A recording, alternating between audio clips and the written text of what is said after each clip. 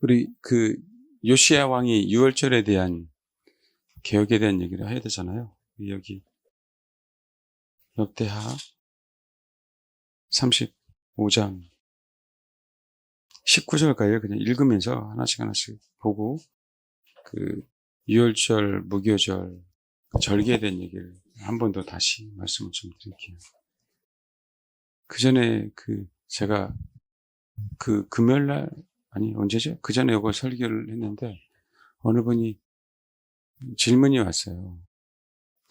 예수님 생신에 대한 얘기, 탄생에 대한 얘기.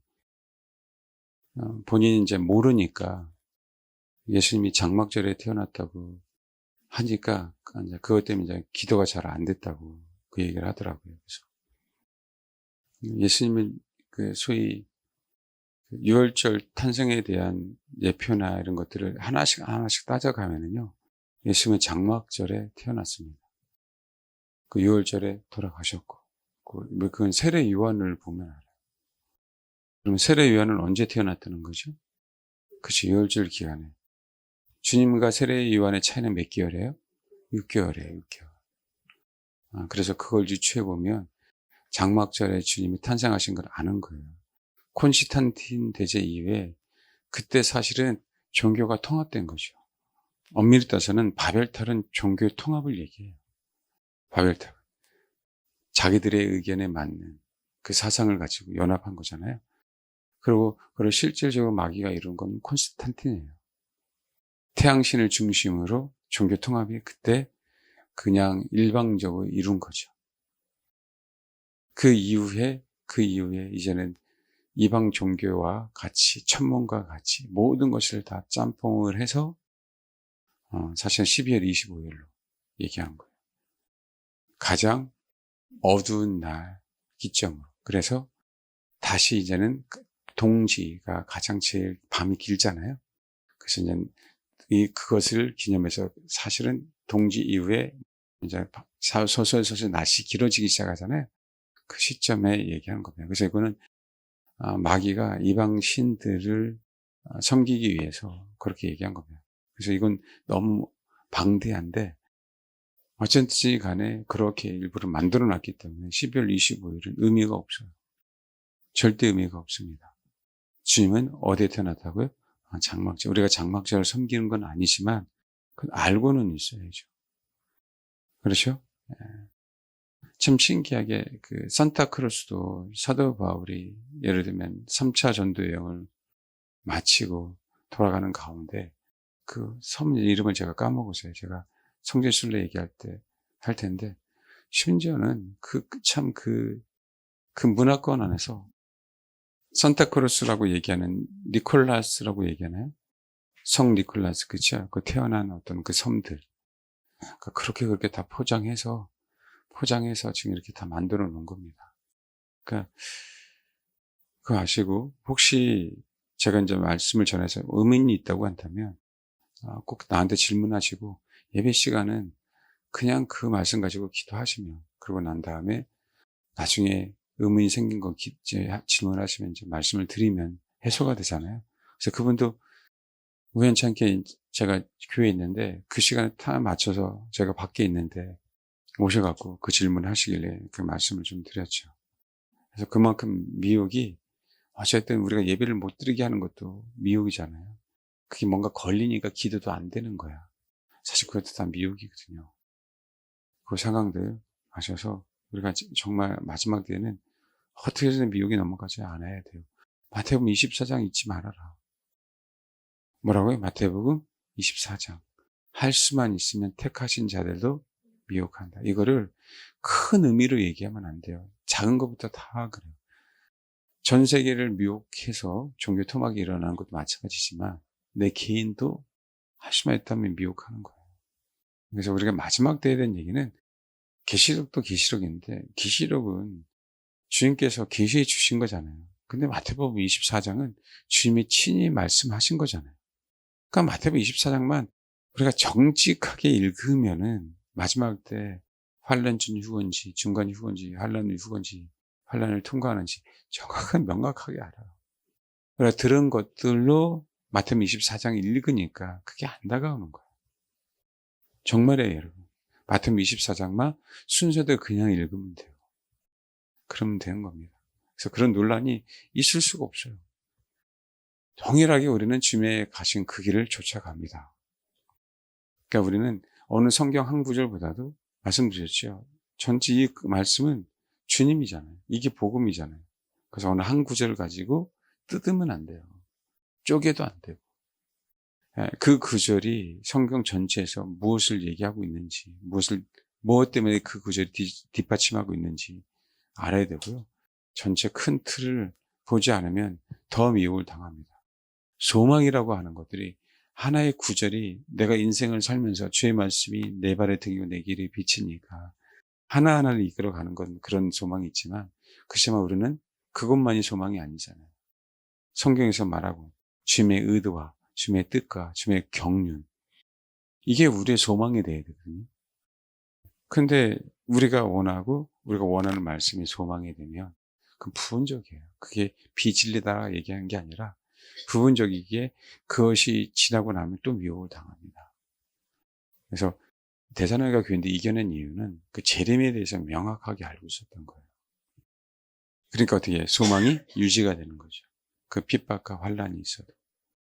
그거는 제가 아마 다음 주부터 서서히 사도 바울의 전도 여행에 대해서 하고 또 영상도 보여드리고 주일날은 오전과 오후를 그렇게 하려고 합니다. 그래야 끝날 것 같아요. 저희가 성수일날 전까지.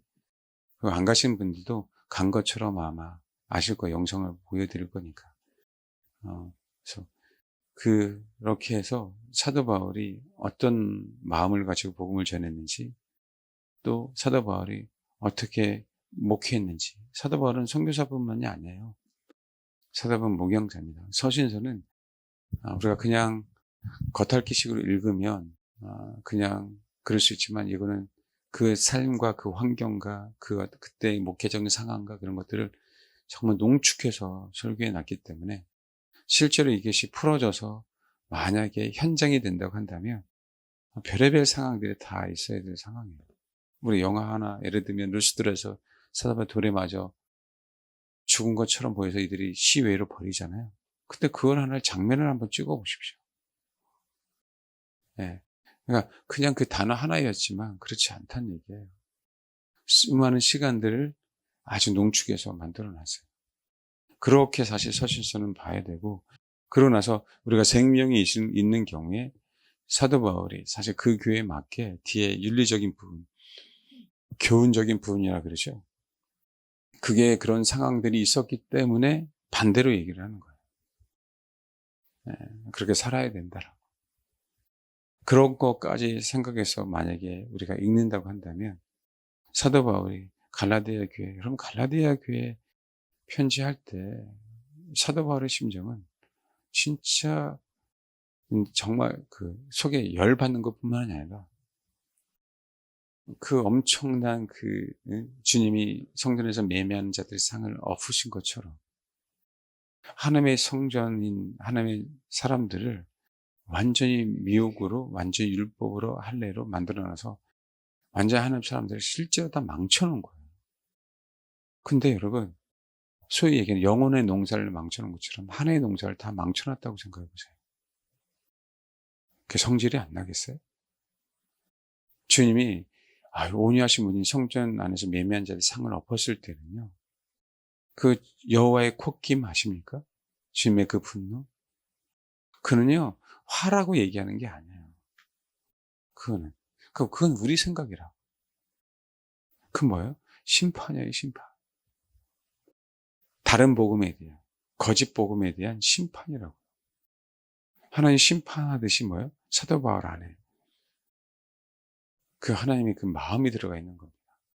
그러니까 우리가 그냥 그렇게 읽고 그렇게 생각하니까 아니에요, 여러분.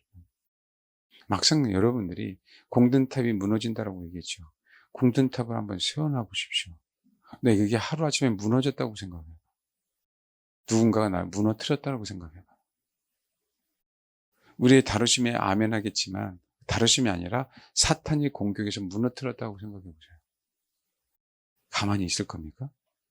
아니에요. 그 배후에 마귀 새끼가 있기 때문에 가만히 있을 수 있는 게 아니에요. 그런 면에서 마지막 때 우리가 용서가 돼야 된다고요. 사단이 진리를 건드렸기 때문에 용서가 돼야 되는 거예요. 나를 위해서가 아니라. 그 진리를 건드려서 하나님의 사람들이 미혹해서 지옥 가게 하니까 우리는 누굴 향해 분노를 일으키는 거예요? 사단을 향해 분노를 일으켜야 되는 거라고. 그것 때문에 하나님이 우리를 다루시는 거. 특히 이제 마지막 때는 그게 여리고예요. 여리고. 여리고 첫 성을 무너뜨리는 그 이유는 뭘까요? 거기에 시발점이에요. 가나안 7 족속의 그 영적인 싸움의 시발점이라고. 주님의 분노의 외침, 그것을 향해서 성도들이 그 주님의 마음을 알고 그 여력을 향해서 그 분노로 외쳐야 되는 거예요. 그냥 우리는 그걸 선포하다 그런 표현하고 있잖아요. 아니에요. 주님이 얼마나 그것을 분노하고 계신지. 그러니까 심판하시는 거죠. 그러니까 여리고성이 무너지잖아요. 그건 하나님의 분노입니다. 그러니까 이게 우리 인간적으로는 화내는 거 되게 싫은 거예요. 그걸 왜 화라고 얘기하는지. 그게 우리 인간적으로 그렇게 판단하고 있는 거예요. 여러분 그렇지 않아요. 주님이 마귀를 심판하실 때 한번 보면 안 돼요. 다른 거 보여달라고 하지 말고요. 하나님 마귀하고 귀신을 심판하는 장면을 좀 보여달라고 하세요. 당신의 그 마음, 그 얼굴을, 그 온화했던 분이 그 마귀를 향해서 퍼붓는 그 여호와의 화를 한번 보여달라고 하셔야 돼요. 사실 그런 걸 봐야 됩니다. 그래야 하나님의 마음을 알아요. 얼마나 영혼이 소중하면 하나님이 그 영혼을 파괴하는 그 마귀 새끼들을 향해서 그런 분노를 퍼붓고 계시는지. 그걸 알면 사도 바울을 조금 이해합니다. 그걸 알면. 오죽했으면 안디옥 교회에서 가장 제일 나이 어린 선지자고 사도이고 그래요. 사울을 제일 늦게 호명하고 있잖아요. 그런데 그 어린 사도 바울이 순위를 봐도 권위를 봐도 없는 그 어린 사도 바울이 이제 베드로를 책망하잖아요. 그러다 보니까 어떻게 돼요? 과연 사도 바울이 그럴 수 아니에요. 베드로에 대한 얘기가 아니라고요. 베드로가 그렇게 될 수밖에 없었던 그 유대적인 환경에 예루살렘의 환경 그렇게 잠식당해 있었다는 얘기예요. 그것을 사도 바울을 통해서 내가 좌시하지 않겠어라고 하는 하나님의 메시지입니다. 그 싸움이 있었기 때문에 복음이 전해지는 거예요. 근데 그게 그냥 유대인들이 아니라고요. 유대인인데 그리스도인이에요. 지금도 여전히 그리스도인이라고 하는 자들이 방해합니다. 근본주의자를. 동일하게 역사가 반복될 거라고. 아니 교회 안에 WCC나 WEN 다 예수 믿는 자들이 하잖아요. 제가 사실 충격적인 얘기를 들었습니다. 제가 이재명 씨를 별로 좋아하지 않으니까 사실 왜 안 좋아하겠어요? 완전히 성경적인 반대적인 얘기만 하고 인간을 죽이는 것만 하니까. 그 나중에 들려오는 소리가 목사님이 이재명을 싫어했기 때문에 나는 전라도 사람이 이재명을 좋아했는데 어쩔 수 없이 그 얘기 못하고 가까운 사람들이 제 설교가 그때 한창 그 탄핵에 대해서 이슈가 될 때 있었잖아요. 그분이 왜 안 나오셨더니 이재명을 너무 좋아해서 안 나온다고 그렇게까지 얘기하신 그분이 나중에 지나고 났더니 나는 전라도라 목사님 이재명을 너무 좋아하는데 목사님 때문에 그 얘기도 못했다고 얘기를 들을 때 너무 속상한 거예요. 그건 아니잖아. 그렇죠? 그러니까 왜 자꾸 우리가 이 두은 마음이 있냐고. 그냥 딱 해놓고 목사님 나 좋아합니다라고 하면 내가 화끈하게 같이 싸워줄 거 아니에요.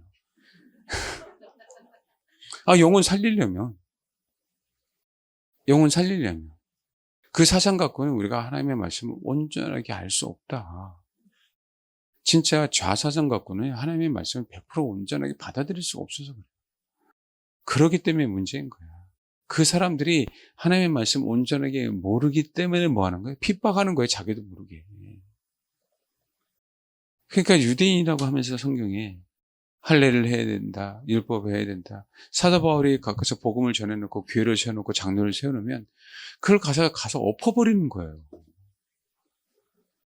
나는 크리스찬이다라고 얘기하면서. 근데 말이야.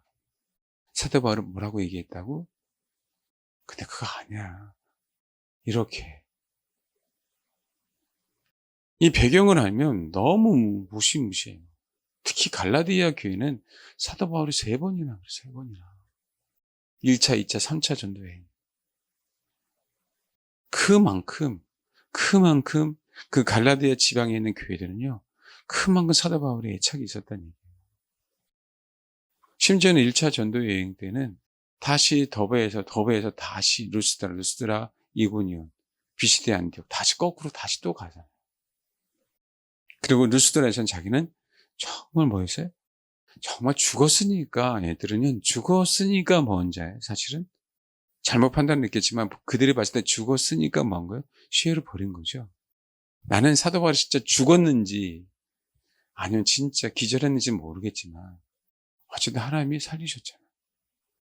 여러분, 그러고 나서 100km에서 제가 한번 가봐야 돼서 정확한 길을 해야 돼. 100km에서 한 180km, 160km 정도 되거든요. 루스드라에서 더베가. 그 다음날 제정신입니까? 걸어갈 수 있게? 이건 하나님이 하지 않으면 걸어갈 수가 없어요. 사람들이 돌로 쳤으면 어떻게 해요? 어떨까요? 예쁠까요? 그 상처가? 아니잖아요. 그렇죠? 몸만 맞았겠어요? 아니, 머리도, 얼굴은 안 맞았을까요? 자기 목숨을 바쳐서 전한 지역이 갈라디아 지역이에요. 그렇다고 한다면 여러분 거꾸로 한번 생각해 보세요. 거꾸로 한번 생각해 보세요. 우리가 이 마음을, 사도 바울의 마음을 모르는 거예요. 거기 가려면요, 진짜 말 그대로요, 길리기아 게이트라고 있어요. 다소에서까지 가더라도요, 큰 산맥을 넘어가야 돼요. 넘어가려면. 적은 일들이 아닙니다. 그러니까 우리가 이 마음을 알면 조금 우리가 서신서 보는 게 좀 달라질 거예요. 제가 사도 바울을 보면서 특별히 이제 지역에 대한 갈라디아서, 그다음에 에베소서, 빌립보서, 데살로니가서, 고린도전서를 가는 지역에 대한 얘기, 특히 이제 우리가 가는 지역에 대한 얘기를 하겠지만, 어쨌든 그 마음을 알고 우리가 성경을 읽는다고 한다면 다르죠. 근데 이 시대에 그 좌성을 가지고 결코 알 수가 없어요. 나중에 판단만 하고 비판만 하고 뭐 하는지 아세요? 평가만 합니다. 잘못하다가 그분들이 완장을 차면은 다 죽여요, 다. 그거 아니에요, 여러분. 우리가 잘 겸손하게. 그래서 저는 감사한 거예요. 우리가 이 성지순을 준비하면서 하나님이 좀 더 다른 시각으로, 동역자만이 아닌, 우리가 주님은 우리를 동역자로 생각하는데 그것만이 아닌 주님의 마음을 알 수 있는, 사도 바울의 마음을 알 수 있는, 가면은요 그냥 현장만 보는 그런 건 아니에요. 그것보다 준비하는 시간, 설교에서 듣는 게 더욱더 우리들에게 유익이 될 겁니다. 차 많이 타지고요, 이게 어디야 기억도 안 납니다. 여러분, 성실을 갖다서 기억나요? 기억도 안 나요. 그런데 그거보다 중요한 게 아니라 그 전에 우리가 준비하는 게 더 소중한 거고, 그 마음을 조금이라도 이해하면 감사한 거고. 네. 그게 사도 바울의 인생, 우리 인생이, 우리는 꼭 초막절만을 원하잖아요. 그게 아니고요, 우리는요, 유월절과 무교절을 온전하게 지키지 않으면 우리에게는 초막절은 없어요. 유월절이 시작이고요, 무교절이 끝입니다. 그 무교절 끝에 사실은 뭐가 있는 거예요? 초막절이 있는 거예요. 사실은 그걸 따로따로 떼놓는 게 아니라 그 시작은 유월절. 무교절이라고 얘기할 때는요, 예수님의 피 때문에 우리 누룩이 사라진 거잖아요. 그래서 무교절을 지킬 때는요, 항상 전제 조건이 뭐예요? 예수님의 피를 묵상하게 돼 있어요. 왜? 이 누룩은 나의 힘으로는 안 된다는 거예요. 뭐로만 되는 거예요? 피로만 되는 거예요. 피로만. 그래서 우리 신앙이 피에서 피까지인 거예요. 우리는 누룩을 없애는 절기를 지키는 것처럼 보이지만 내가 누룩을 없앨 때는, 누룩을 발견할 때는 뭐 때문에 발견하는 거예요? 예수님의 피 때문에 발견하는 거라고. 그래서 피에서 피까지예요, 우리 신앙이. 이게 알 때 우리는 알곡이 되어서, 곡식이 되어서 천국이라고 하는 그 장막에 차곡차곡 곳간에 쌓이는 거죠. 그게 수장절이에요. 그 얘기는 주님이 아가서에 보면, 아가서 한번 보세요. 아가서 2장 1절 읽겠습니다. 시작. 예, 나는 사론의 수선화라고 얘기할 때 혹시 기억하세요? 제가 왜 사랑의 수선화라고 했던 어떤 얘기를 하고 있는지 혹시? 그분의 그늘 아래 있는 자예요. 그러니까 나는 사론의 수선화의 골짜기에 백합하다라고 얘기할 때 이게 누가 얘기하는 거죠 지금? 이게 술람미 여인이 얘기하는 거라고요. 그래서 나는 그분의 그늘 아래 항상 있는 자예요. 수장절의 의미, 천국이라는 그 의미가 그거예요. 항상 그분이 우리를 보호하고 있는 거예요. 그게 당신은 신랑이고 나는 신부. 그게 목적이기 때문에 주님이 우리에게 주신 게, 우리는 수장절에 그렇게 갈 수밖에 없어요. 그게 언약이고. 그래서 예수님이 남성으로 표현된 게 그런 의미라고요. 그분은 남성도 여성도 아니에요. 하나님이시니까. 성이 있을 수가 없죠. 그렇지만 남성으로 표현된 의미가 그거예요. 그래서 남자들은 주님이 교회를 위해서 희생한 것처럼 희생했기 때문에 보호하시는 거거든요. 그럼 우리는 순복인다는 얘기는 그분의 보호 아래 내가 들어가는 걸 얘기하는 거잖아요. 종은 순복하는 거잖아요. 그래서 그게 굉장히 중요한 겁니다. 그래서 여러분, 우리가 그전에는 유월절, 무교절 모든 절기를 다 따로따로 놨는데 아니에요. 그렇지 않아요. 그는 이어져 있습니다. 이어져 있어요. 사실 우리가 계시록에 나오는 인재양, 그다음에 나팔재양, 그다음에 대접재양이잖아요. 그것도 사실은 인재양 안에 하나씩 끝에 가서 엎어져 있는 거하고 똑같아요. 그 안에 있는 거. 그 지금 제가 계시록을 주님이 말씀 안 하시고 저에게 비침을 안 주셔서 제가 안 하는데 나중에 하게 되면 또 그런 얘기 할 겁니다. 그러면 온통 또 그 내용만 갖고 있기 때문에 계시록의 내용보다요 마태복음 24장 내용이 더 소중해요. 마태복음 24장이면 사실은 뭐예요? 끝난 거예요. 끝난 거. 계시록에 대한 얘기는 그것에 대한 확장편이라고 생각하시면 돼요. 두려워야 될 이유도 하나도 없고 뭐해야 될 이유도 하나도 없어요. 왜? 그래도 친절하게 참 성경에는 예수님이 얘기한 건 빨간 걸로 싹 놓아주잖아요. 너무 감사한 거예요. 특별히 친히 더 예수님 말씀하신 것. 그게 우리에게 더욱더 길라잡이가 되는 거예요. 우리 인생에. 성경은 다 똑같지만 특별히 뭐예요? 아웃라인 딱 쳐서 중요하다라고 얘기하는 거예요. 더. 한 번 읽었고 뭐라? 두 번 읽어라. 하나님의 말씀은 똑같지만 더욱더. 그래서 요시야가 그런 계획을 했어요. 그러면서 다시 한번 보죠. 35장에 요시야가 예루살렘에서 여호와께 유월절을 지켜 첫째 달 열넷째 달에 유월절 어린 양을 잡으니라. 이건 아시죠?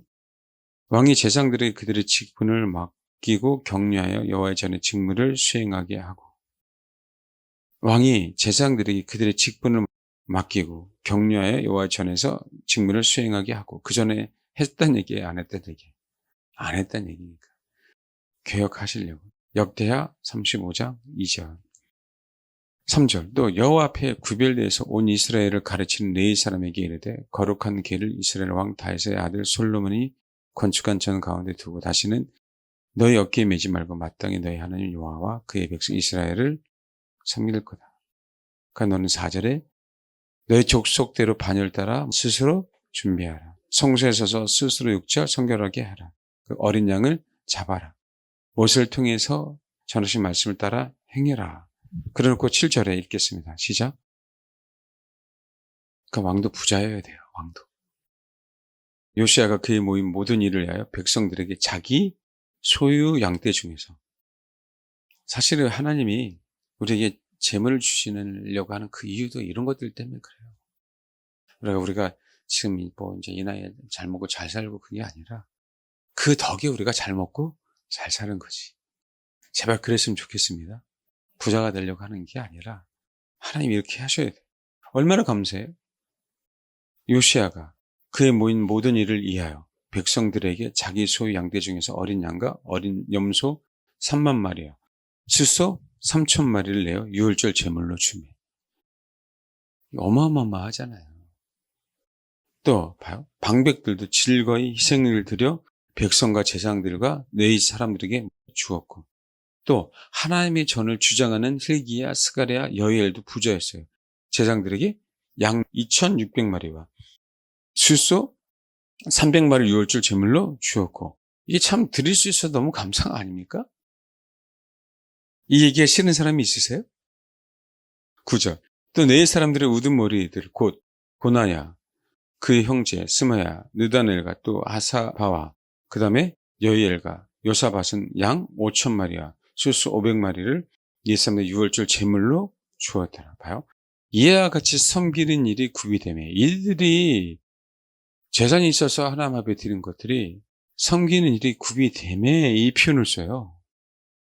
참 이게 어떤 의미인지 알겠어요? 이들이 다 내놓은 게 자기 자랑도 아니고 뭐도 아니고 하나님과 백성을 섬기는 일이 준비가 됐다고 하는 거예요. 이게 핵심이에요, 이게 핵심. 많은 양이 아니라 그때 하나님이 요구하는 건 이걸 요구하신 거라는 거예요. 이 사람들에게. 주님이 이 지금 마지막 때입니다. 요시야 다음부터는 이제는 완전히 왕글이 무거워지기 시작하잖아요, 유다가.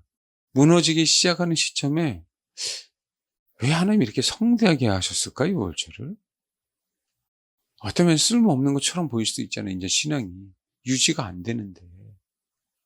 우리가 그건 모르는 거죠, 그 뜻을. 유정의 미예요? 하나님이? 아니죠, 여러분. 그래, 언약 때문에 그래요. 이들이 여기에서 가장 유다 말기에 가장 성대하게 유월절을 지킴으로 말미암아 그 언약은 내가 바벨론포로 70년을 너희들에게 허락했지만 언약은 살아있어라고 얘기한 거예요. 이 전무후무한 유월절을 지키는 거 아닙니까? 전무후무한. 여러분, 예수님의 십자가는 전무후무한 일이잖아요. 동일해요, 여러분. 수많은 영혼들에게, 특히 바벨론포로 간 자들도 마찬가지고. 뭘 기억하는 거예요? 요시야 때 유월절을 기억하게 하는 거라고. 그들은 성전이 파괴되기 전이잖아요, 그렇죠? 성전이 파괴되기 전에 그 거대하게 그 성전이 파괴된 그 전에서 여호와 유월절을 지킨 것을 알아요, 몰라요? 그럼 알아요. 그걸 기억하게 하시는 거예요. 동일하여 마찬가지로 우리가 그 옥합을 깨트린 여인에게 어디서든지 기념하라라고 얘기한 것처럼. 그래서 가장 힘들 때 소망이 없는 것처럼 보이지만 그렇지 않다라는 거예요. 여기 봐봐요. 18절, 35절. 선지자 사무엘 이후로 이스라엘 가운데 유월절이 이같이 지키지 못하였고, 이 이스라엘 모든 왕들도 요시야가 제사장들과 네 사람들과 모임 온 유다와 이스라엘 무리와 예루살렘 주민과 함께 지킨 것처럼 유월절을 지키지 못하였더라. 핵심이 뭐라 그래요? 지금 왕과 그 다음에 방백들과 그 다음에 제사장들과 그 다음 레위인들이 다 하나님을 섬기기 위해서 모든 제물로 다 백성들 나눠서 지키게 했어요. 그런데 온 유다와 이스라엘 무리와 예루살렘 주민과 함께 지킨 것처럼 유월절을 지키지 못하였더라. 신앙이 하나가 될 수 없는 시점이었어요. 이 시점이. 브레세가요 완전히 개판 쳐는 거 아닙니까? 게다가 그 자기는 회개했대. 그러니까 참 하나님도 용서해 주셔서 난 진짜 우리 하나님 참 어떤지 이해가 안 가. 브레세 하나 구원을 받았는데 예를 들면 지금으로 따지면 지옥 간 영혼은 수천 수만 명이야. 이걸 어떻게 해석해야 될지 우리가 모르겠어요. 게다가 요시야 아버지 아몬은 그전에 지명이 못 살았어. 또 그냥 그 짓을 또 해서. 근데 어린 8살짜리가 개혁을 하는 거예요. 개혁. 왜 넣는지 물어보세요. 왜 넣는지. 그래서 결국은 18째니까 26살. 어느 누구도 감당할 수 없었던 그 유월절. 전국에 예수의 피가 다 뿌려졌습니다. 전국에. 그래서 어둠이 흑암이 싹 덮은 것처럼 보이지만 소위 얘기하면 그루터기는 뭐 하는 거예요? 남아있는 거예요. 그러니까 어떻게 요시야 때문에 바벨론 포로로 잡혀가지만 다니엘 같은 사람들, 다니엘과 세 친구 같은 사람들이 살아있을 수 있는 이유가 되는 거예요. 우리는 모르지만 결과로 그걸 알 수 있는 거라니까. 그 결과로. 누구 때문에? 요시야 때문에. 수많은 사람들이 타협을 했지만 결국 요시야는 타협하지 않은 사람들을 만들 수 있는 계기를 줬어요. 아, 이게 바른 길이지. 이게 바른 길이지. 왜요? 그는 전국적으로 했으니까. 이렇게 크게 한 적이 없으니까. 모든 사람에게 이제는 복음이라고 하는 것들은 다 확장시켜서 일단 다 선전시켜 놓은 거예요. 근데 거기서 정말 하나님의 백성들은 잡은 거죠. 그러니까 여러분 생각해 보십시오. 그러니까. 만약에 므낫세가 그냥 이대로 끝났고 아몬의 시대에 그냥 그대로 끝났고 요시야가 하지 않았다 그러면요. 다니엘 같은 사람이 어떻게 생각나겠어요? 사드락 메삭 아벳느고 어떻게 그들의 신앙을 그것도 타국에서요. 포로된 생활에서. 그것도 뻔히 그 이방 신을 섬기는 그 자리에서 어떻게 하나님을 섬겼겠냐는 얘기예요. 그 하나님의 경륜이 우리 안에 들어와 버리면 미혹당하지 않습니다. 자꾸 내 계획, 사람이 마음으로 계획할지라도 그 걸음을 인도한 자는 여호와인데 자꾸 하나님의 계획을 갖고 있다고 하지만 내 계획이 들어와야 안 들어와요. 들어와 버리니까 그게 미혹이 되는 거라고. 이 시대도 마찬가지예요. 마지막 때 대부흥이라고 얘기하는 이런 개념하고 똑같아요. 요시야 때. 예수의 피를 전 세계에 뿌리는 누구처럼 두 증인처럼 그런 일들이 분명히 벌어지는 거예요. 그래서 마지막 때 그걸 믿고 돌아온 사람이 있다 없다? 있다. 그런데 여러분 이 계획하기 위해서 왕부터 방백들도 제사장들도 레인들도 거기에 쓰임을 받았어요. 왜 빌립보 교회가 굉장히 중요하냐면요. 빌립보 교회에서 신앙이 제일 좋았던 사람 중에 하나가 누구예요? 루디아예요. 근데 이 루디아가 영향력이 있어요. 여러분 사도 바울 때 복음을 전하고 다녔잖아요. 특히 갈라디아 지방에는 어디나 거의 대부분 다 50% 정도 그 이상은 다 노예들이에요. 가장 하층민인 사람들이 예수를 믿었어요. 성경에 귀부인들, 유력자들 나오니까 이들이 예수 믿으면 안 되니까 그렇게 방해하는 거예요. 성경에 기록된 게. 왜? 그들의 유력자가 있으면 복음의 전파가 쉬워요, 어려워요? 정말 쉽거든요. 빌립보 교회 왜 중요했냐? 왜 빌립보 교회에 오는 연보만 사도 베드로가 받았는지. 말 그대로 영향력 있는 누디야. 자주장사 그 누디야. 그 사람이 기점으로 뭐 하는 거? 복음이 심어졌어요. 거기는 유대인 회당도 없었어요. 유대인 회당도 없었기 때문에 그 얘기는 남자 10명이 없었다는 얘기예요. 남자 10명이 있으면 회당에서 회당을 만들 수 있는데 그는 남자들 유대인도 아닌 그 자주장사 누디아 두아디라시에서 살던 그 누디아가 예수를 믿고 거기에 먼저 그 사람들이 소위 얘기하는 그 영향력을 쥐고 있었어요. 근데 너무 감사하게 신앙이 너무 좋아. 근데 그 어려운 가운데에서 동일해요. 마지막 때에도. 여러분 그러셔야 돼요. 그 여자든 남자든. 마지막 때 성대에게 누구 전 세계 유월절이 퍼져야 안 퍼져야 돼요? 퍼져야 돼요. 누군지는 모르지만 일단은 퍼져야 돼요. 거기서 하나님께서 그 영혼들을 부르실 거니까. 그러니까 이 원대한 꿈을 가지시라고 그 소망을 나만 사용하셔야 된다 그게 아니고요. 하나님 그렇게 동참할 수 있게 해달라고 기도하세요. 이건 욕심이 아니에요. 그렇게 되셔야 된다고. 유월절을 지키기 위해서요. 이거는 백성들을 살리기 위해서. 여기 분명히 얘기하잖아요. 몇 절이냐면 10절 35장 10절 11절. 이와 같이 섬기는 일이 굽이 되매 왕의 명령을 따라 제사장들은 그들의 처소에 서고 레위 사람들은 그들의 반열대로 서고 유월절 양을 잡으니 제사장들은 그들의 손에서 피를 받아 뿌리고 레위 사람들은 잡은 짐승의 가죽을 벗기고. 봐봐요. 원래 제물을 드리는 자가 벗기는 거잖아요. 근데 이게 누구예요? 레위 사람들이 하면서요. 12장 봐요. 그 번제물을 옮겨 족속의 서열대로 모든 백성에게 나누어 모세 책에 기록된 대로 여호와께 드리게 하고 소도 그같이 하고 그랬어요. 이 얘기는 뭔지 아세요? 백성들 사이에서는요, 그렇게 제사를 드리는 곳조차도 다 강들이 다 무너져 버렸어요. 이들은 다 산당에서 드렸어요. 이심 성소 안에 뭐 아세라상부터 시작해서 그냥 각종 에스겔서 한번 보십시오. 태양신을 숭배하는 것부터 각종 메뚜기 형상, 이상한 형상을 다 세워놓고 뭐였어요? 솔로몬 이후에 그랬다고요.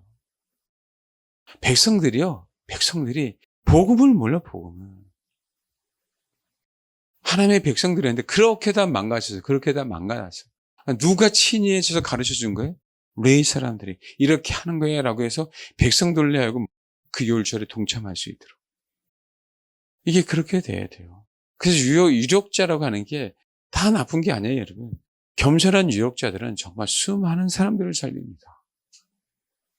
이 시대에 우리가 부가 있어야 될 이유도 이것 때문에 그래요. 몰라요, 십자가를. 전해줘야 될 거 아니에요, 그러면. 근데 뭐 해야 되는 거예요? 지금은 따지면 다 이게 헌금이에요, 여러분. 그들에게 복음을 알려주기 위해서 수많은 양과 수많은 소를 주님 앞에 들여서 그것이 바쳐줘야 되는 거예요. 낙심하지 마시고요. 소망을 갖고 기도하세요. 또 한 가지. 그게 아니라 간다면 소망을 갖고 중보하시라고. 그 옆 사람 한번 봐봐요. 따라서 하세요. 내가 관상 좀 볼 줄 아는데. 아니, 투시라고 하면 좀 그러니까. 아시겠어요? 그럼 사입이 되니까 관상 좀 볼 줄 아는, 빨리 해요. 관상 좀 볼 줄 아는데, 싹스가 있다, 너. 유월절 제물이 많아질 것 같아. 예. 여러분, 기분 나빠요? 예? 그렇잖아. 여러분, 이게 우리가 그냥 얘기하지만, 진짜 이 소망을, 그럼 옆 사람, 그럼 기도해줘야 되겠네? 그렇잖아요. 여러분 눈썰미 대단하네. 눈썰미에 아니면 진짜 투수의 은사 아니야? 그게 아니고, 실제로. 그러면 그러다 보잖아요. 정말 내가 하나님 앞에 바른 마음 태도가 있으면요. 내 부르심이 뭔지 알아요. 그래서 내가 하고 싶은 것들을 자꾸 내려놔요. 만약에 저 영혼이 그런 부르심이 있는 것처럼 보이잖아요. 근데 내가 바른 마음이 있으면 그 영혼을 위해서 자연스럽게 하나님의 성령은 기도하게 시킵니다. 이해되세요? 그거는 우리는 모르는데 그걸 하나님은 동참했다고 봐요. 동참했다고. 그게 사실 제일 바른 거예요. 공동체 안에서. 그렇게 되기를 원합니다. 그러니까요. 12절. 그 번제물을 옮겨 족속의 서열대로 모든 백성에게 나누어 모세 책에 기록된 대로 여호와께 드리게 하고 소도 그같이 하고. 백성들이 모세 책에 기록된 대로 알고 있어요? 모르고 있어요? 몰라요. 그러니까 이렇게 크게 안 할 수가 없어요. 하나부터 열까지 다 가르쳐야 돼요. 이렇게 함으로 말미암아 다시 그릇 두 개를 살아있게 하시는 거예요. 그 시대에 므낫세를 통해서 완전히 전멸했습니다. 완전히 전멸했습니다. 하나님의 은혜로 그 어린 왕이 개혁한 거예요. 그래서 가장 히스기야의 개혁보다도 여호수아보다도요 가장 위대한 왕 중에 하나가 누구예요? 요시야. 요시야가 일찍 죽었기 때문에 그 의미로 많이 퇴색되는 그렇지 않습니다. 그래서 13절. 이에 규례대로 유월절 양을 불에 굽고 그 나머지 성물은 솥과 가마와 냄비에 삶아 모든 백성들에게 뭐라고요? 근데 속히 분배했어요. 한 사람도 아니 거기 참석한 모든 백성이 그것을 속히 분배했습니다. 그 위에 자기와 제사장들 위하여 준비하니 이는 아론의 자손 제사장들이 번제와 기름을 저녁까지 드림으로 레위 사람들이 자기와 아론의 자손 제사장들을 위하여 준비함이었더라. 그리고 뭐요? 아삽의 자손 노래하는 자들도 다 다시 세워요. 그 16절, 17절 읽겠습니다. 시작. 15절 아삽의 자손 노래한 자들은 다윗과 아삽과 헤만과 왕의 선교자 여두는 명령한 대로 자기 처소에 있고 본쟁이들은 강문에 있고 그 직면에서 떠날 것이 없었으니 이는 그의 형제 네 사람들 그들을 위하여 준비하였습니다. 이제 이탈할 일도 하나도 없어요. 이제는 이 마지막 유월절인데 그 위대하게 자기 자리에서 자기 역할을 다 감당할 수 있도록 요시아는 계획했습니다. 그래서 신앙이 성장하면 내가 어떤 일을 하는 데에 관심이 있지 않아요. 하나님의 계획 속에 내가 어떤 것을 감당하고 있는 건가 아닌 건가 그것에 관심이 있습니다. 그래서 허드는 일에 대해서 중요하다 중요하지 않다라고 하는 부분들에 대해서 실족당하지 않습니다. 그냥 그렇게 준비되어야 돼요. 그 부르심대로. 재정적으로 부르셨다면 그렇게, 중보로 부르셨다면 그렇게. 내가 노래를 잘하고 못하고가 문제가 아니잖아요. 꼭 옆에 서야 그분을 찬양하는 거 아니잖아요. 근데 우리는 어리면 어릴수록 꼭 뭔가 화려한 것만 하나님을 찬양한다고 생각하는 거예요. 그렇지 않아요. 우리 교회 성도들이 이 부분에서 너무 잘 아시겠지만. 그렇죠? 그래서 선지자 사무엘로 이스라엘 가운데 유월절을 이같이 지키지 못하였고 확정시킵니다. 이스라엘 모든 왕들도 요시아가 제장들과 네 사람들과 모은 유다와 이스라엘 무리와 예루살렘 주민과 함께 지킨 것처럼 유월절을 지키지 이스라엘의 모든 왕들도 그래요. 어디부터요? 사무엘 이후로. 그럼 누구도 포함되어 있어요? 여러분, 예, 다윗도 포함되어 있어요. 또 누구도 포함됐어요? 솔로몬도 포함되어 있어요. 이건 뭐냐면 명확하게 이 마지막 때 지금 마지막 때잖아요. 사실 다윗은 하나님의 은혜지만 다윗은 시대를 잘 타고난 거잖아요. 하나님의 계획 속에 있는 거니까. 요시아는 우리가 인간적으로 따지면 시대를 잘못 타고나는 왕인 거예요. 인간으로 따진다면. 근데 우리는 그건 인간적인 얘기고 하나님의 계획 속에서 지금 우리도 지금 이제 마지막 때를 살고 있는 거예요. 이 요시아 왕 다음에 왕이 있냐고, 여호아스가 왕이냐고, 여호와김이 왕이냐고, 시드기야가 왕이냐고, 여호와킨이 왕입니까? 아니잖아요. 그럼 지금 저 똑같은 거예요, 여러분. 우리는 지금 요시아 때 살고 있어요, 요시아 때. 이제는. 여러분 봐봐. 우리나라 대통령도 죄송합니다. 백성을 위해서 생각하지 않아요. 모든 사람들도, 목회자들은 마찬가지로 그럴 수 있어요. 이 시대 부모들도 자녀를 그냥 쉽게 버리는 시대인데. 무슨 공동체예요, 공동체고. 나 먹고 살기도 힘든데. 교회도 이제는 목회자도 요구하지도 않고, 성도도 요구하지도 않고. 내 인생은 네 거고, 내 인생은 내 거고. 그렇게 되지 않았습니까? 교회 안에서도? 우리 교회가 사실 독특하다고 하는데, 사실 우리 교회가 독특한 게 아니라, 성경은요, 유기체예요, 유기체. 성도 한 사람 한 사람 지체라고요. 사실은, 한번 정말 잘 생각해 보십시오, 여러분. 여러분, 옛날에 마을이 있었던 마을. 품앗이도 있고 그런 거 있었잖아요. 그 공동체가 있었던 그 마을. 여러분, 숟가락 하나 있는 것까지 다 알았어요. 동네 사람들이 그 마을에 그 자기 집에. 뭐 하나 있는 것까지 다 알았다고. 옛날 그래요, 안 그래요? 그랬잖아요. 그걸 다 깬 거예요. 근데 초대교회로 돌아갈 수 없다? 우리는요, 초대교회를 지향하는 게 아니에요. 신앙의 목표는 그게 아니니까. 신앙의 목표는 초대교회가 아니라니까? 신앙의 목표는 주님이잖아요. 우리는 그 목표를 가지고 신앙생활하는 게 아니야. 그러나 성경에 있어요, 없어요? 우리는요, 그냥 그렇게 순종하며 가는 거라고. 사람들이 우리 교회가 있잖아요. 제가 공동체 얘기한 게 초창기부터 그러지 않았다니까요. 초창기에도 많은 사람들이 뭐에 대한 얘기냐면, 가정교회에 대한 얘기. 소위 초대교회 그 공동체 모델을 가지고 목회하는 어떤 모임들. 그게 없는 게 아니었어요. 나는 그 모델로 목회한 게 아니라니까. 그냥 한 걸음 한 걸음 한 걸음 온 거예요, 여러분. 그런데 최근에 한 2년 사이에 계속 하나님은 우리에게 한 걸음 한 걸음 오면서 뭘 얘기한 거예요? 지체에 대한 얘기, 공동체에 대한 얘기, 동역자에 대한 얘기를 하게 하신 거잖아요.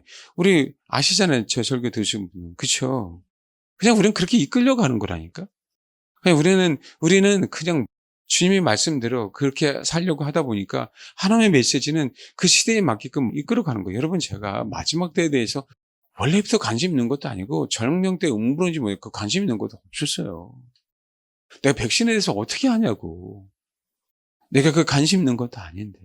근데 주님이 그 마음을 주셔서 이게 아니네? 그거부터 시작한 거지 내가 알고 선택한 게 아니에요, 여러분. 내 설교도 목회도 마찬가지고 내가 어떻게 해야지 해서 하는 게 아니라니까. 그 흐름 속에 있는 거지. 여러분 아실 거예요. 어느 분들은 아셔요. 하나님이 인도하심으로 가는 거지. 그러니까 우리 그 계획이 그런 게 없어져야 돼. 우리는 단순히 정말 주님이면, 그러니까 우리가 주님이 목표지 회개도 목표가 아닌 거예요. 그래서 성경 어느 것도 목표가 돼서는 안 돼요. 주님이 목표인 거지. 그러니까 주님이 이게 어느 교회는 그러잖아요. 그러니까 십자가의 복음 맞죠? 위대하죠. 부활의 복음 맞죠? 위대하죠. 그게 목표가 되면 안 된다니까. 성경이 없다 하더라도 예수님 안에 그 모든 것이 있기에 그분이 목표이면 하나님이 우리 인생을 이끌어 가세요. 메시지도 마찬가지고 그때 필요한 분들은 마찬가지고. 그러니까 이걸 성도들은 이해를 못하는 거예요. 나도 내가 하고 싶은 게 없어요. 있지. 어떠지 간에 요시야는요. 하나님의 그 마지막 때 위대하게 이제는 곳곳에 누룩이 있는데 곳곳에 누룩이 있는 곳마다 다 뭐예요? 보혈을 심어 놓으시려고 이 위대한 계획을 하신 거예요. 누룩이 있는 것을 내가 포기하지 않겠다라는 거예요. 그 누룩이 있는 것에 부풀려하지 않겠다. 그 하나하나까지도 뭐 하겠다? 누룩을 제거하겠다라고 하는 거예요. 요시야의 계획을 통해서 이 마지막 때에. 동일해요. 마지막 때 대부흥이라고 하는 게 이런 부분들이에요. 하나님이 저와 여러분을 또 깨어있는 많은 성도들을 그렇게 사용하실 거예요. 그거예요, 그거. 그래서 우리가 예수의 피를 충만해야 되고 그 피를 가지고 달려가야 돼요. 근데 거기에 내 의견이 있으면 미혹당할 거 아니냐고. 그렇게 사도 바울이 자기 모든 것들을 다 배설로 버려버리고 그렇게 주님을 외친 이유가 뭐겠습니까? 그러니까 여러분, 참 여러분 봐봐요.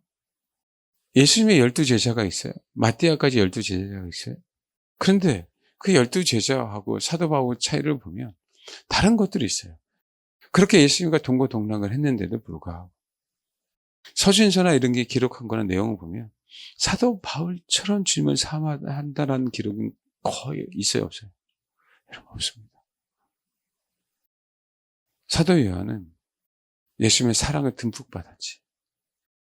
사랑의 사도라고 하지만 사도 바울처럼 그 제자들 성경적으로 봐도 그렇게 주님 자신을 사모한 사람은 없었던 것 같아요. 라고 해야 내가 베드로 형님에게 안 맞아요.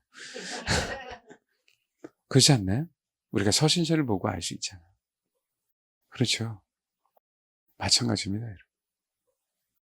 우리가 이런 계획이 있어야 돼요. 왜 6월절이에요? 6월절 어린 양의 피 십자가만을 딱 따먹지 마십시오. 6월절은 뭐하고 꼭 연관돼야 돼요? 무교절하고 연관돼야 돼요. 무교절과 연관될 때 우리가 구별된 어떤 하나님의 은혜 속에 있을 때는요. 그 피는 우리에게 계속 있다는 얘기고 그 피는 계속 우리 안에 은혜로 남아있다는 얘기예요. 무교절은 봄절이고 그 다음에 7.7까지는 봄절기, 간절기니까 그렇다고 봄절기하고 가을절기로 그냥 나누잖아요. 그렇게 나눌 수 있는 게 아니에요, 절기의 그 의미가. 나누지 마시고 절기는 다 한 덩어리예요. 그 절기를 통해서 하나님의 경륜을 이루시는 거예요. 유기체적입니다. 이어져야 돼요. 그래서 다시 그러면 6월절에 대한 얘기를 다시 한번 얘기를 할게요. 우리 저번에도 얘기했지만 출애굽기 12장에 제가 6월절, 무교절, 초실절, 장막절 얘기하고 희년에 대한 얘기도 하고 안식년에도 얘기할 거예요. 그러고 난 다음에 우리가 지금 요시야의 계획이 필요한 시점에 있잖아요. 이 마지막 때 우리가 지금 현재 뭐에다가 만지 아세요? 이제는 뭐 해야 되죠? 성벽을 건축해야 되잖아요. 그래서 에스라와 느헤미야를 통해서 성벽을 건축하고 그 다음에 마지막 말라기까지 갈 상황이 될 텐데 근데 그 와중에 다시 한번 제가 에스더서를 하려고 그래요. 옛날처럼 자세하지는 않겠지만 또 한 번 할 겁니다. 여러분 성경에 제가 말씀드렸어요. 아가서, 룻기, 에스더는요, 삼위일체하고 똑같다라고 생각하시면 돼요. 아가서, 룻기, 에스더는. 이거는 명확하게 신랑과 신부에 대한 얘기예요. 명확하게 뭐라고요? 신랑과 신부에 대한 얘기예요. 이거는 어느 하나도 포기하면 안 되는. 우리는 아가서만 생각하잖아. 그렇지 않아요. 룻기는 룻기만 하잖아. 아니에요. 아가서, 룻기, 에스더서는요, 한 덩어리예요. 그래서 같이 봐줘야 돼요. 같이. 거기에 나타난 하나님의 사람들 있잖아요. 거기에 나타난. 이해하시죠? 룻기에는 누가 나타나요? 보아스가. 에스더에서는 모르드게가. 그렇죠. 그 다음에 또 뭐죠? 아가서에는 솔로몬. 이들의 역할은 다 뭐예요? 다 달라요. 결국은 누구를 위해서 존재한 사람들이었어요? 다? 신부를 위해서 존재한 사람들. 누구를 위해서요? 신부를 위해서 존재한 사람들. 가만히 봐봐요. 룻기에는 보아스입니다. 고엘물을 쩌잖아요. 룻하고 보아스가 원래부터 알고 있었어요? 모르고 있었죠. 그래서 보아스는 정확하게 누굴 상징하고 있는 거예요? 예수 그리스도. 그럼 에스더처럼 보세요. 모르드게하고 에스더는 어떤 사이예요? 아는 사이죠? 아는 사이. 근데 뭐예요? 삼촌장 고촉합니까? 성경에서 말하는 것? 양육자인데 뭐예요? 수양, 딸. 아버지와 자녀의 관계잖아요. 아가서는요. 왕이잖아요, 그분은. 슬람의 여인은. 진짜 보잘것없는 영혼이잖아요. 사랑하는 사이 아니에요. 사랑하는 사이죠. 신랑과 뭐예요? 신부의 사이죠. 결국 아가서의 얘기는 누구에 대한 얘기를 하고 있는 거예요? 신랑이지만 그 신랑이 예수님이지만 그 예수님이 무엇을 통해 오신 걸 얘기하는 거죠? 성령님을 통해 오신 것. 그래서 나의 사랑하는 신부에게 야, 아가서 다시 한번 볼까요? 내가 그보다 그 표현하는 게 더 낫지. 2장 10절 14절. 그러니까 이 내용을 알면 이 내용이 얼마나 달콤한지를 알아요. 가장 제일 사랑스러울 때, 가장 제일 그 연애할 때에서 그 클라이막스, 싸움이라는 건 모르고, 여러분 이 이후에 소위 얘기는 싸움이 시작됩니다. 혼이 슬라미가 안 깨져갖고. 2장 10절부터 14절 읽어보세요. 시작. 이럴 때 튕기지 마세요. 이럴 때 아멘 하고 뭐요? 따라가시면 되는데 안 나와. 이 인간이 안 나와. 그러니까 3장 보세요. 고생하잖아요. 고생하잖아요. 내가 밤에 침상에서 마음으로 사랑하는 자를 찾았으니 마음이 혼이에요. 찾아도 찾아내지 못하였노라. 그리고 여러분 이제는요, 내가 일어나서 성 안을 돌아다니며 마음에 사는 자를 거리에서나 큰 길에서 찾으나 만나요? 못 만나요? 못 만나요. 성 안을 순찰하는 자들을 만나서 묻기를 내 마음을 혼으로 사랑한 자를 너희가 보았느냐? 고생합니다. 요 상황이에요, 요 상황. 그러면 아가서는 정말 사랑하는 진짜 신부가 누구인지. 누가요? 예수님이 영으로 오셔서 우리에게 부르는 시대예요, 지금. 그 성령님이 누구니까? 주님이시니. 물론 하나님이시지만. 주님 육신으로 오셨는데 우리를 다 책임질 수 없으니까 영으로 오신 게 성령님 아닙니까? 그러니까 봐봐요. 달라요? 똑같아요? 약간씩 의미가 다르죠? 예, 그 여러분, 그래서 다릅니다. 그래서 에스더는 정말 하나님 아버지의 마음이 있어요. 왜 아브라함이 그렇게 부자인지 아십니까? 아브라함 통해서 하나님 아버지에 대한 뭔가를 배우게 하기 위해서거든요. 봐요. 유대 땅 민족들이요, 포로로 잡혀갔잖아요, 바벨론에. 거기서요, 재물을 갖고 가겠어요? 뭘 갖고 가겠어요? 어떻게 이민 갔는데 그 이방 땅에서 부자가 쉽게 되냐? 뭐 한 거죠? 모르드게가 에스더를 아버지처럼 양육했어요. 하나님의 아버지 되심. 근데 그 영혼이 왕비가 됐는데, 왕비가 되고 난 다음에 이스라엘 모든 백성은 다 결국 권력도 잡았죠? 모두 돼요? 부자도 됐죠. 하만의 것들이 다 누구 거가 됐어요? 이스라엘 백성들 것들이 됐어요. 그게 에스더서예요. 그 덕에 에스라와 느헤미야가 와서 성벽을 건축할 수 있는 계기가 돼야 안 돼요? 돼요. 그게 하나님 아버지의 마음이라고. 그러니까 이 시대의 마지막 때에 동일해요. 동일해. 유월절을 성대하게 지킨다는 의미는 예수가 곳곳에, 세상 곳곳에 이제 마지막 때에 퍼져가야 됩니다. 이게 마지막 때의 부흥이에요. 그때 믿는 자는 직계로 돌아올 거고, 그때 믿지 않는 자는 어쩔 수 없잖아요. 우리는 이제는 누룩이 있는 곳에는 다 퍼져 나가야 됩니다. 이게 저와 여러분의 이제 마지막 사명이에요. 마지막 때 하나님이 쓰시려고, 그래서 이런 대부흥을 주시겠다고 하는 거예요. 그냥 막 아니라 예수의 피가 더욱더 선명한 대부흥이 돼야 돼요. 느낌이나 체험이나 어떤 현상이 아니라. 그래서 아직까지 뭐 에든벨이라 그러네. 그런데 부흥이나 이런 데 그 부흥이 아니에요. 선명하게 그리스도에게로, 그리스도의 피에게로 돌아가는 그 부흥이 있어야 돼요. 이거는 근본주의로 돌아가지 않으면 부흥은 있을 수 없습니다. 하나님 나는 그러신다고 봐요. 왜? 성경 우리가 생각하지 못했던 하나님의 계획과 의도가 있는데, 그동안 우리가 이런 시각으로 예를 들면 요시야를 안 봤다고 한다면 우리가 몰랐던 거예요. 근데 마지막 때니까 하나님은 자꾸 보여주는 거예요. 왜 요시야 때 이 타락한 시대에, 가장 빛이 없는 시대에 이렇게 유월절을, 무교절을 성대하게 하게 하신 이유가 뭔가에 대한 얘기예요. 지금 이제는 점점 소망이 없는 시대 아닙니까? 이 시대가. 이 시대에 왜 하나님은 우리를 쓰시려고 이 메시지를 듣게 하시는가? 준비하게 하시는가? 굉장히 소중하다고. 그러니까 나만 구원을 자꾸 마귀는 그 누룩을 교회 안에 계속 심어오는 거예요. 사형리가 위대하지만 그것 때문에 피해가 너무 많아요, 여러분. 교회 안에 기복신앙이 너무 문제가 크다고. 그래서 우리가 마지막 때 힘이 약하더라도 그렇게 준비돼야 되고요. 수임 받을 준비가 돼야 돼요. 유월절을 성대하게 주님 앞에 드렸더니 이제는 준비됐다라고 말씀하시는 거잖아요. 그러면 주님 오시는 거 아니에요? 그러니까 이 소망을 좀 품읍시다. 한 번에 품다고 되는 건 아니지만 정말 이 소망을 품고 우리가 맞아야 돼요, 그분을. 그리고 다시 한번 이제 관점을 아가서든 룻기든 에스더서든 이 관점을 가지고 읽으세요. 신부는요, 이 세계가 규정 잡아야 돼요. 신부는.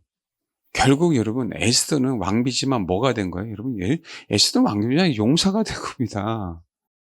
에스더가, 여러분, 이건 도끼가 아니에요. 도끼가 아니고, 여러분, 아하수에르 왕이요. 야, 그만 되지 않냐? 할 때 뭐라고 얘기한 거예요? 에스더는 아니라고. 더 쳐야 된다고 얘기하잖아요.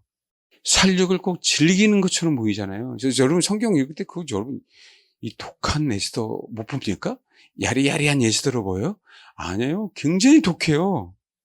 하만의 입장에 봤을 때는 시물나 완전히 끝까지 완전 진멸하네.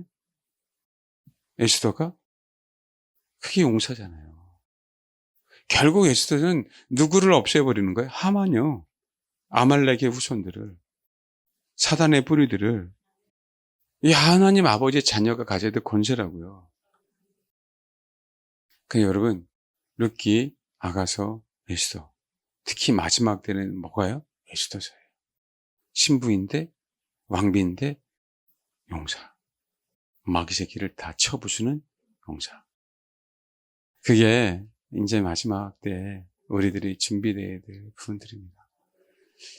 6월절에 대한 출애굽기 12장부터 다시 한번 보도록 할게요. 이 시간에 우리가 기도하도록 하겠습니다. 집에 가셔서 룻기, 아가서, 에스더서를 읽어보시고 6월절 절기를 얘기한 다음에 바로 에스더를 통해서 준비될 수 있도록 하도록 하겠습니다. 메시지가 선포될 때 여러분들이 아멘하고 정말 받고 정말 준비가 됐으면 좋겠어요. 아마 말 그대로요. 하나님이 요시야 개혁이 있을 때 우리를 통해서 함께 동참하게 하셔야 돼요. 왕 본인도 동참했고 방백들도 동참했고 제사장들도 동참했고 레인도 동참했고 그동안 아무것도 몰랐던 힘없는 백성들도 뭐했어요? 아멘하고 동참했어요. 아멘. 하나님 그렇게 사용하옵소서. 그렇게 사용하옵소서. 준비되게 하시고 사용하옵소서. 이 마지막 때 원수를 물리치는 하만의 세력을 물리쳐야 되겠사오니 하나님 신부이자 에스더 같은 그 용기를 갖는 역사가 되게 하옵소서. 여러분 정말 위대한 유월절을 지킬 수 있도록 여러분이 주님 앞에 정말 드릴 수 있도록 그런 준비가 되길 소망합니다. 전 그 마음으로 기도하세요.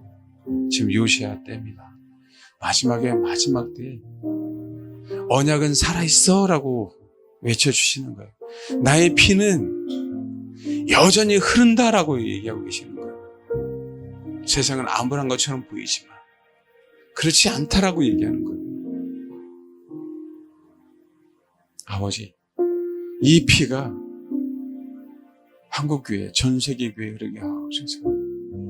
언약을 들고 나아가게 소망합니다. 누룩이 있는 곳곳에 하나님 이 피가 흐르게 하옵소서. 그렇게 우리 자신을 기억하고 백성들을 기억하는데 준비되는 하나님의 사람들이 되게 하옵소서. 오늘 이 말씀 잊지 마시고 그 마음으로 기도해 주시기 바랍니다. 기도하겠습니다.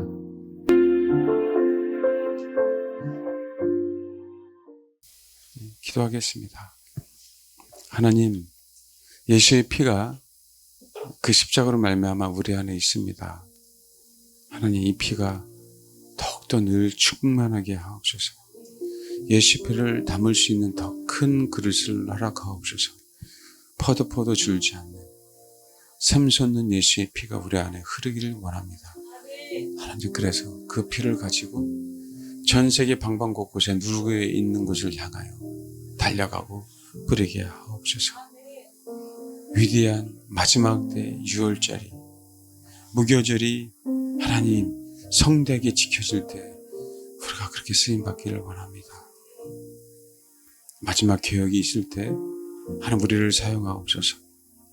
우리가 개혁되는 것뿐만 아니라 수많은 운명들을 변화시키는 그런 데 쓰임받게 하옵소서. 이 마지막 때 모르드게와 에스더처럼 사용하사 신부가 되는 것뿐만 아니라 용사가 되어서 하만의 세력을 잔멸하는 데 쓰임받게 하옵소서.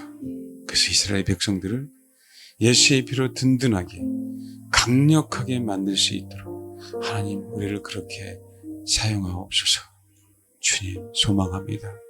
부족하지만 나를 다루어 주시고 우리를 치료해 주시고 하나님의 말씀과 기도로 거룩하여짐으로 이 마지막 때 주님의 나라를 위해 일주를 감당해야 되는 귀한 주님의 사람들 주님 만들어 주옵소서. 감사드리며 예수님의 이름으로 기도합니다. 아멘.